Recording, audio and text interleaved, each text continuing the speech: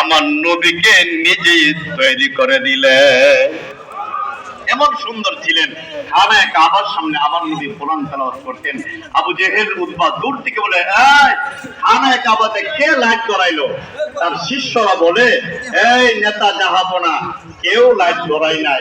এটা হইল আপনার ভাতিজা আব্দুল্লাহ এর চেহারার আলোতে খানায়ে কাবার চতুর্দিকে স্বয়ং আল্লাহ আলোকিত করে দিলেন। এক নম্বর আকর্ষণ।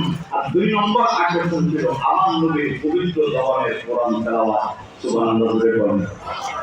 খানায়ে কাবাতে যখন নবী তেলাওয়াত করতেন, কাফিররা নিশ্চিত হয়েছে, এই পাগলদের দেখা দরকার। জানলাম আল আমিন তাতে সত্যবাদী বিশ্বস্ত এই মানুষরা পাগল হয়ে গেছে, তার এক নজর দেখা দরকার। হাজার হাজার শত শত মানুষের ভোগ নাচছে আমাদের নবীকে দেখার জন্য। আরে এত সুন্দর মানুষটা পাগল হয়ে গেল। আবু জেহেল বলতেছে, উতবা বলতেছে, সাইবা বলতেছে, আসিফ ইবনে ওয়াইল বলতেছে, ওয়ালিদ ইবনে মুগীরা বলতেছে, আসওয়াদ ইবনে মুখতালিফরা